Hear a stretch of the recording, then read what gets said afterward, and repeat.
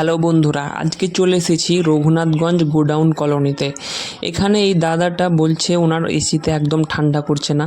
এর আগেও একটা মিস্ত্রি এসে কাজ কি করে দিয়ে গেছে, কিন্তু কোনো কাজ হয়নি। তো আমি এলাম দেখার জন্য। তো দেখো এই অবস্থা হয়ে আছে পিছন দিকে। এখানে একদম যত জঙ্গল গাছপালা সব পাশের জায়গা থেকে সব উঠে এসে চলে এসেছে এসির মধ্যে। তো এই অবস্থা হয়ে আছে। আর দেখো বন্ধুরা, এই ডিসচার্জ পাইপে অনেক বরফ জমে আছে, নিশ্চয়ই গ্যাস বেরিয়ে গিয়েছে কোথাও থেকে। তো এটা খুঁজতে হবে এখন। সব এইদিক ওদিক দেখার পরে আসলে ফেলের নাটটা ফাটা ছিল, দুটো ফেলের নাটই ফাটা ছিল, ওইখান দিয়ে গ্যাসগুলো বেরিয়ে গিয়েছিলো সব। তা সত্ত্বেও আমি পুরোটাকে প্রেসার দিয়ে দেখে নিয়েছি ভিতরের কোনো কয়েলে লিক টিক ছিল কিনা।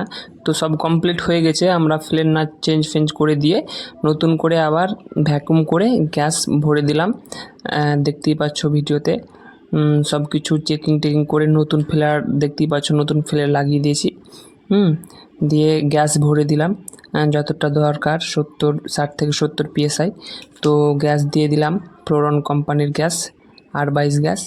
তো গ্যাস ভরে দিলাম। গ্যাস ভরে দেওয়ার পরে আর শুধু নাটটা প্রথমেই দেখে ফেলেছিলাম যে ফাটা ছিল, তো ওখান দিয়ে গ্যাস বেরিয়েছে। তা সত্ত্বেও আমি ভিতরটা পুরোটা প্রেসার দিয়ে দেখে নিয়েছি যে ভিতরে যদি অন্য কোথাও আবার লিক থাকে। তো অন্য কোথাও লিক নেই, ওইখানেই ছিল, শুধু দুটো নাটই ফাটা ছিল। তো এখন আর কোনো প্রবলেম নেই। এখন এসি চালিয়ে দিলাম। যে আমি একদিন পরে এসেছি দিয়ে ভিডিওটা করেছি। ওনারা বলছে একদম খুব ভালো ঠান্ডা করেছে, একদম পুরো ঠান্ডা করে দিচ্ছে, নেওয়া যাচ্ছে না।